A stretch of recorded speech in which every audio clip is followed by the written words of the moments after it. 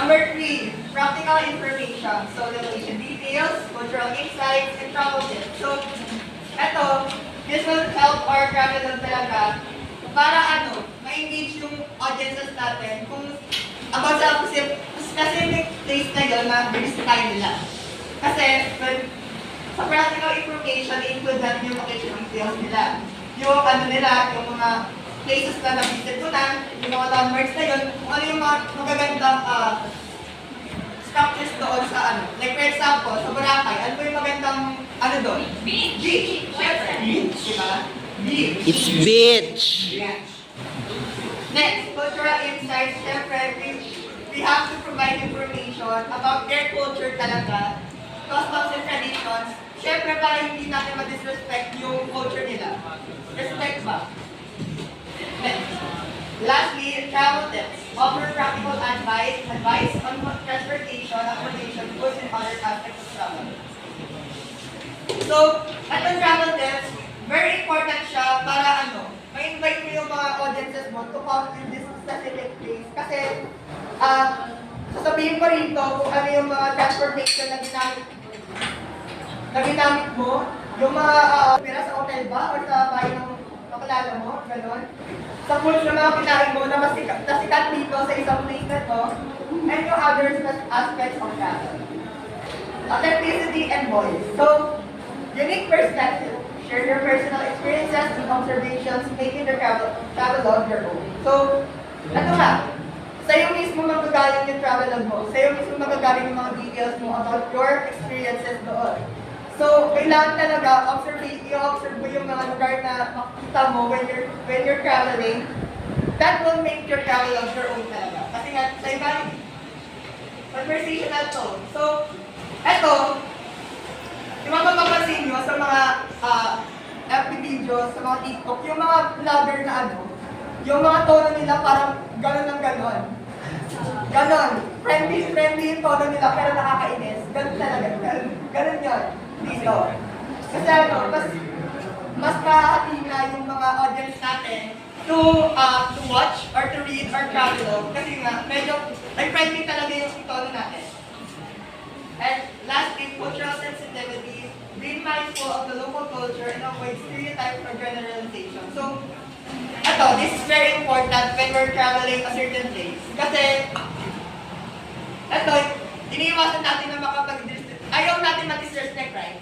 Yes. Ngayon, kung ayaw natin ma-disrespect, mag-treat natin silang disrespect in a way na para ma-attract natin yung mga culture nila, mga tradition nila, mga ganun. So, it's very important talaga.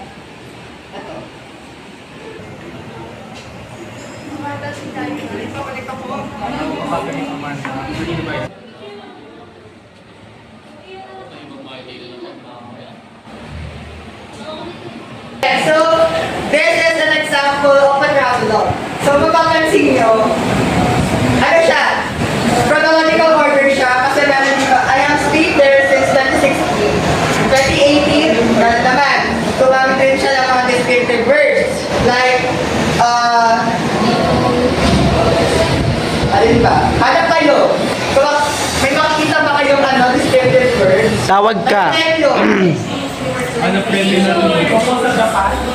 Descriptive words. Ito, di ba? Tokyo is the most beautiful and peaceful city of Japan. So, this is an example of a travel kasi gawin siya ng descriptive words. Dahil talaga, storytelling. Narrative, hindi talaga yung papa-explain and just like that. So, example na rin So, main point of a travelog. Saan yung clicker mo? Pakibasa nga po lahat. Main point of a travelog. Travelog aims to share the essence of the journey, not just the sights, but also the emotions, insights, and cultural encounters that make it memorable. It invites readers or viewers to experience the adventure by learning and often inspires them to explore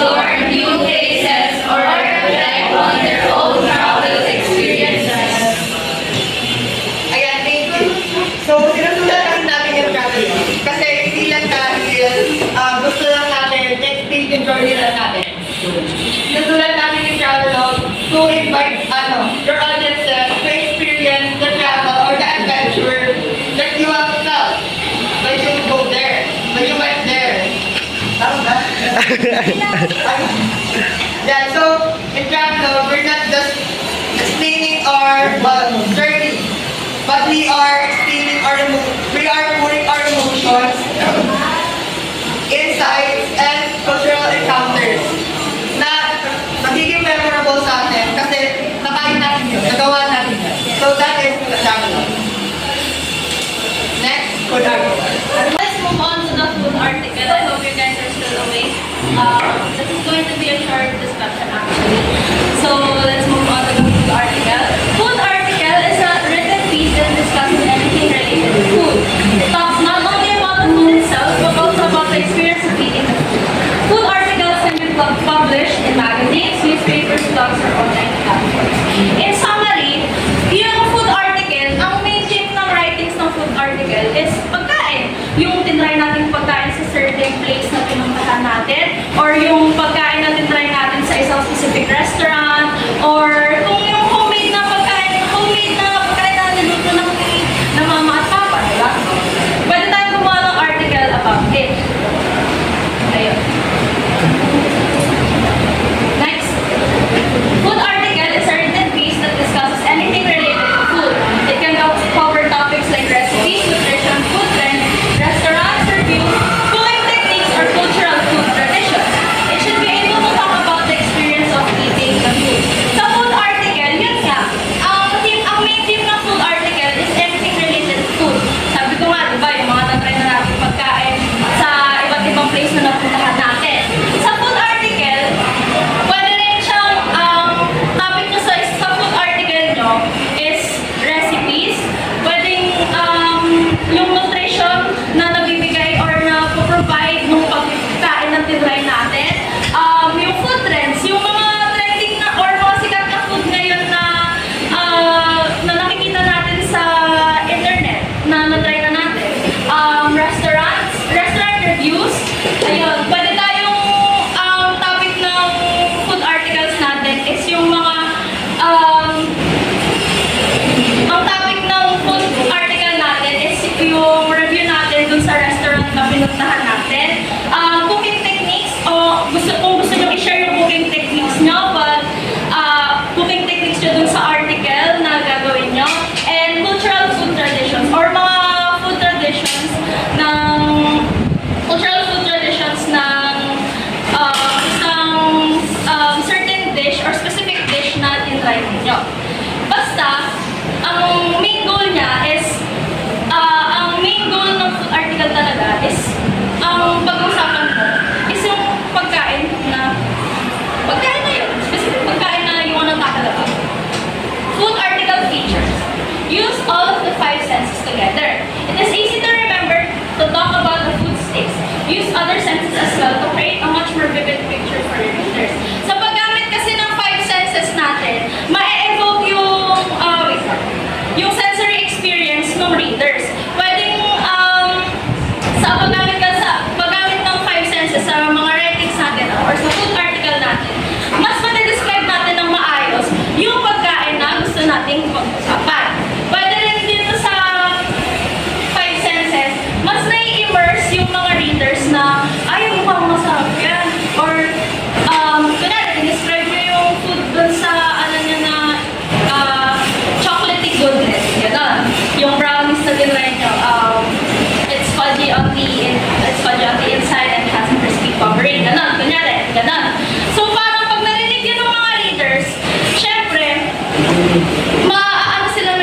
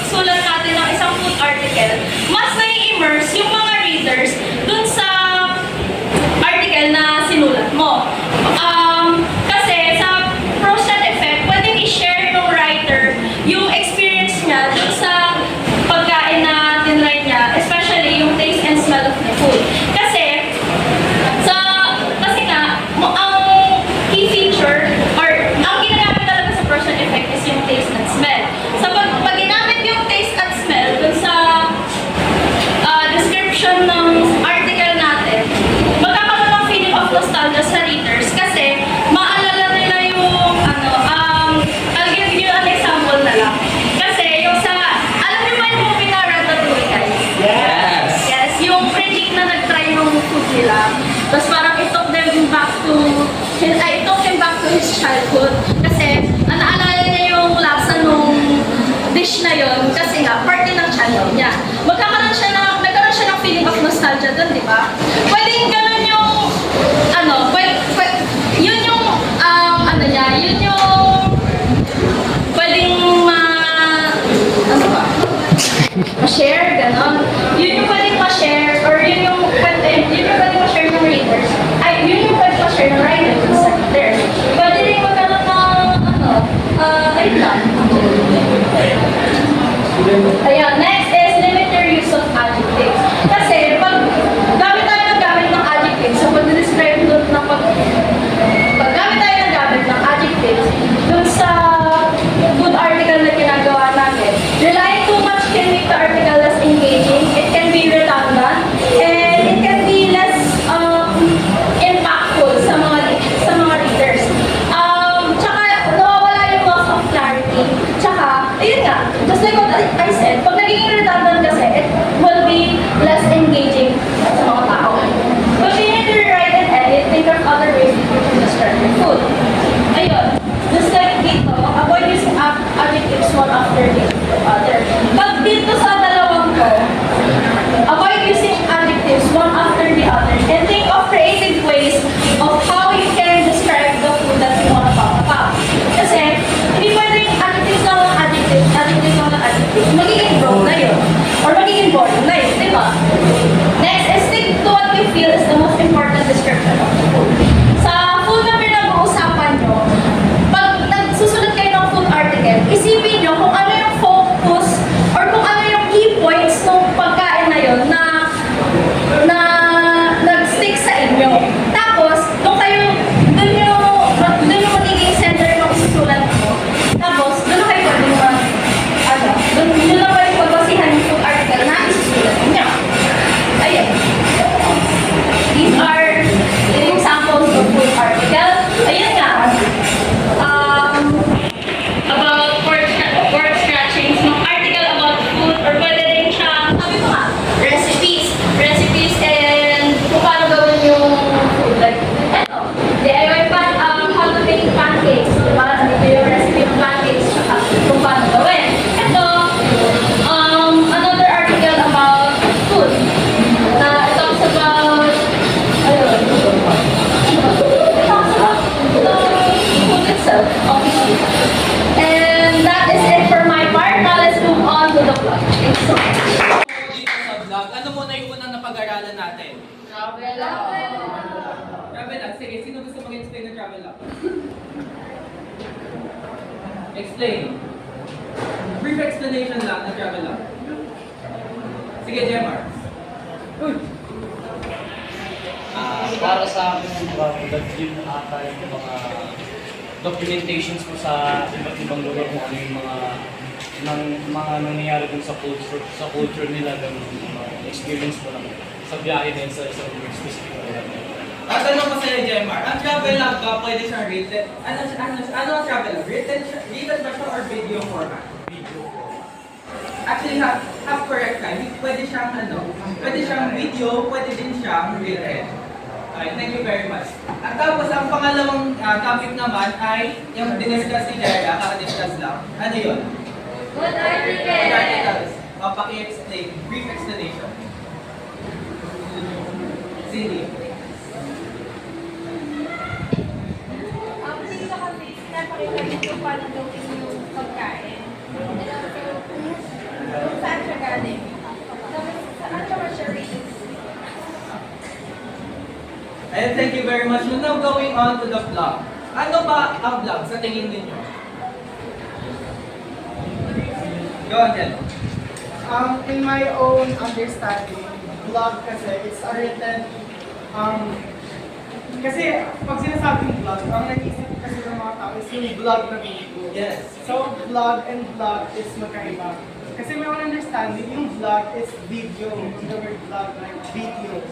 Then yung vlog naman, ano siya, it's like a website or written format na vlog din. Pero, doon naman sa nakalagay sa vlog, parang yung nasa video, ita-transfer mo siya into a written format. Ganun ko siya naiintindihan. Okay, thank you very much, Yelo. So remember, meron tayong vlog, and meron tayong vlog. Again, hindi ito magpaparehas kasi itong vlog is in a video format at itong vlog is in a more on written form siya na i-discuss natin yun. Ngayon, ano ba ang meron sa vlogs na? Ano ba ang meron sa vlogs? Ano ang naging topics ito? At paano siya sinusulat? And lastly, kung ano ba ang purpose ng vlogs natin? First and foremost, ano ba ang vlog? Sino pwede magbasa? Rhea. A brand is short of travel. A frequently updated website or webpage where individuals or businesses can share their thoughts, ideas, opinions, or information. Based dito sa description natin, meron ba kayong website o kaya app na merong example? Bigyan ko kayo isa. Yung Threads. Isa na din yan. WordPress. Ano pa? Reddit. Correct. So, a blog is a short for web blog. Frequently updated website or webpage where individuals or businesses can share their thoughts, ideas, and opinions and information. Ibig sabihin lang nito, ang blogs is isa siyang website. Isa siyang website na pwedeng maghalo-halo or mag-share ng opinions and thoughts tungkol sa kahit anong topic na maisip natin. Next, sino gusto magbasa? Kuya John. No. A blog is an online journal published independently on a website that features posts written in a formal conversational style. It often combines personal insights, creative non-fiction, and reader engagement to communicate ideas or experiences. Sabi dito, ang blog daw is an online journal published independently. So, ibig sabihin, wala siyang tinatawag na formal publisher gaya ng nakikita natin sa books or even sa online articles. And yung writing style niya is either pwede mong gawing formal or either informal based on your preference na lang. It often combines personal insights, creative nonfiction, and reader engagement to communicate ideas or experiences. Like I said kanina sa previous slide, pwede tayong mag-share ng insights natin sa business, pwede din sa experience natin sa isang bagay, isang lugar, or isang event. Next is yung features ng blog. Una na dito is, a blog is published independently on a website, often updated regularly. Gaya na lang sa Reddit na madalas may makikita ka kapag nandun sa post, may makikita ka edit, tapos nandun kung ano yung nakalagay, nandun kung ano yung in-edit nila. So, ibig sabihin lang yan, it is oftenly updated and it is oftenly checked kasi dino-notify nila yung publisher or dino-notify nila yung author ng article na pinost doon sa website na yan. It also contains multiple entries that can range from personal stories to specific topics. Kaya nagkaroon ng multiple entries to kasi it is an open paper. Ibig sabihin, pwede kahit sino ang maglagay ng entries nila about sa opinions, about sa thoughts nila, and sa ideas nila. Gaya na lang sa, give ko na example na Reddit kasi yun ang alam ko. Gaya na lang sa Reddit, mayroong pwede ka mag-post ng article doon, tapos pwede ka mag-reply ng sarili mong comment, mag-reply ka ng sarili mong experience. Sabihin natin, tungkol dito sa event na to. Sabihin natin maganda dito, tapos pwedeng may isang agree, may isang mag-disagree, tapos so on and so forth. Hanggang sa mag-continue yung discussion. Next is, unlike formal writing, blogs are written in a friendly, informal, and approachable style to attract and connect readers. Ang blogs kasi ay, sabi ko nga kanina, it is an open forum, most likely. Kaya dito, kapag magsusulat ka ng blog, make it entertaining, make it engaging sa unang tingin pa lang. It is written in a friendly and informal. Ibig sabihin lang yan, hindi naman kailangan maging specific or academic yung yung writing style mo or business style yung pagsusulat mo ng mga blogs. And kailangan maging approachable ang style ng writing mo to gain, engagement sa articles mo. More features are each blog post focuses on a specific topic chosen based on the writer's and reader's interest. Ang topics daw dito sa blogs is very, very random. Pwedeng from one point movie yung pinag-uusapan nyo, tapos next vlog may makikita ka tungkol sa saxophone. Sa personal experience ko na yun actually. Tapos next is, posts have a clear and specific approach to avoid covering too many ideas at once. Kapag mayroong main post ng vlog, tapos gaya na sinabi ko kanina, pwede mag-reply. pwede mag-reply ang mga tao. So, ibig sabihin lang nun, may chance or mayroong possibility na mag-clash yung mga ideas natin, na magkaroon ng broad na topic. Magkaroon ng broad na topic ang conversation sa isang blog. So, meron tayong clear and specific approach to avoid covering too many ideas at once at hindi magkagulo-gulo yung blog natin. Next is, even though formal posts are organized, they may be planned using an outline to ensure clarity and flow. Sa blogs kasi, gamitin natin yung mga Reddit stories, yung mga personal experience ng mga tao. Kahit na vlog siya and informal siya, meron siyang sinusundan na template o kaya meron siyang sinusundan na flow para hindi malito ang readers or even yung author sa pagsusulat and pagbabasa ng sarili niyo. It starts with a captivating hook and ends with a strong takeaway to maintain reader interest. Sa Reddit stories kasi, sorry kung ginagamit ko yung Reddit very much kasi yun lang talaga yung atapuan. Anyway, so yung Reddit kasi, most stories doon and most blogs doon actually has a very captivating title. Na kukuha na kaagad yung attention ko personally with the use of its one-line title pa lang. Tapos, habang nagbabasa ako, mas lalo ako na-engage kasi yung storytelling niya, even though it's informal, it is very engaging pa rin kasi sometimes nakaka-relate ako, sometimes it's very entertaining, sometimes it's very, catching my attention and naisip ko, ano ba yung kasunod nito? Next feature ng blog is, ito pala na ulit na. Diba, same lang itong nakasulat dito sa first page na to. Now, moving on to the purposes ng blog. It is a personal journal. This shares personal experiences and insights. Gaya ng sinabi ko kanina, with a wide range of varieties of topics, pwede ka mag-share ng personal insights and opinions mo dito sa mga blogs. Next purpose is reader engagement. This connects with like-minded individuals.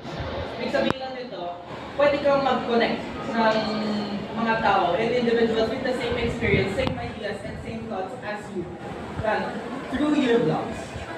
Business and marketing. This promotes products or services in a relatable manner. Alam niyo yung mga advertisement na napaka-relatable minsan. Tapos mapapaisip mo lang, ay parang pala sa laki nito. Ganun yung niya. Ganun yung atake ng business and promotional blogs. Versatility can be used for storytelling, educational content, and for opinion sharing. Gaya na lang ang sabi ko kanina, with a wide range of variety of topics, pwede kang mag-post ng kahit anong nasa isip mo as long as it's socially acceptable, appropriate, and meron siyang kabubuluhan. Content and elements of a blog. Topic selection. Choose a subject you are passionate about and that resonates with the reader. Kasi kapag magsusulat ka ng blogs, di lang dapat yung mga readers mo yung passionate about sa susulat mo. Kasi kailangan pati ikaw din. Kasi writing a blog or writing an article, you should be pouring your heart out, gaya na nasabi ko Adrian kanina, putting your emotions in the blog or the written article para man lang maramdaman talaga ng maramdaman din ng other people na interested sa blogs mo na ay interested pala siya, ay totoo pala ito napaka-captivating nitong blog. Next is the specific angle. It focuses on a clear, defined perspective, keeps the content engaging. Kaya sabi ko kanina, meron siyang very controlled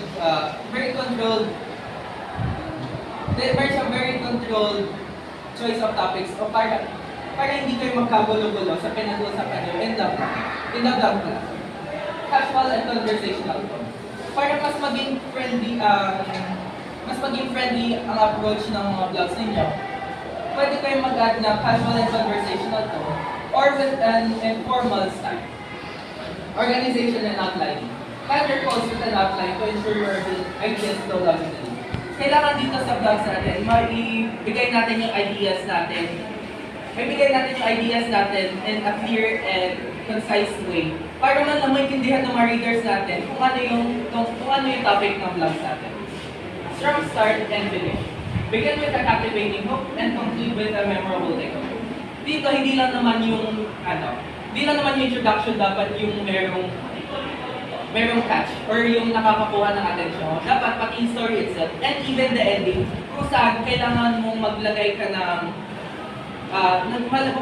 ng ending na magtatatak sa isip ng mga readers mo. Next is reader engagement. Encourage interaction through a relatable and personal narrative. Through relatable narrative, pwede kang mag-gain ng interaction by commenting, liking, or sharing ng blogs. Then itong blog example by Yugatech at Technology Blog. This website actually focuses on reviews, text events, and industry news. It employs an informal, engaging tone, making technology accessible and interesting. Sino gusto magbasa ng blog? Anyone else? Sige, Gian. Basahin mo lang ako. Design and construction. On the outside, the Xiaomi Pad 7 retains the same design from its predecessor. It's made with the same unibody aluminum chassis that the Pad 6 also has. Our review unit comes in a green colorway, but there's also blue and gray options.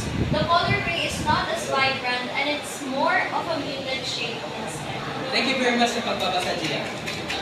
Now, in a conclusion, sino ulit gusto mo ba? Last na. Sige, Gia. Conclusion. A blog is an online journal published independently that uses an informal conversational style to engage readers. It focuses on choosing a passionate topic, retaining a specific angle, organizing ideas clearly, and beginning and ending with strong activating statements.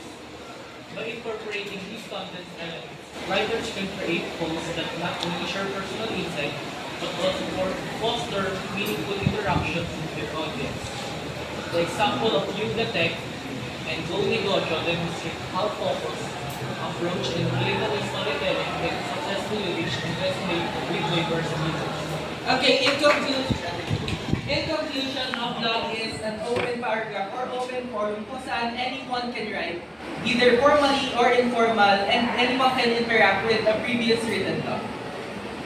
So, in the review, in a short explanation na pala. Ang una is ang travelogue, kung saan nag-explain or you tell the stories of your previous travels. Kung saan pwede ka makikayat doon sa culture or sa place or sa country mismo. Next is yung food reviews naman. Food articles. Kung saan pwedeng mag-post tungkol sa pagkain. Either review siya, either steps or recipes. Tama. Either steps or recipes ng isang pagkain. Or even pwede kang gumawa ng food article. Tama ba? Food article. Food article. Pwede kang magsulat ng sarili mong food article. Either to captivate or to encourage others to try to make and or taste the food that you like them to try. Next is blogs. Blogs is basically an open forum which is typically in a website kung saan pwede kang magsulat, pwede kang mag-interact, pwede kang mag-comment, like, or share ng mga blogs which has the topics of generally anything that you can imagine. Pwede yung fantasy, pwede yung stories, pwede yung non-fiction, pwede yung reviews and opinions as long as it's socially acceptable and appropriate. Yun lang po para sa Group 3. Thank you very much. Wala, di ko na on.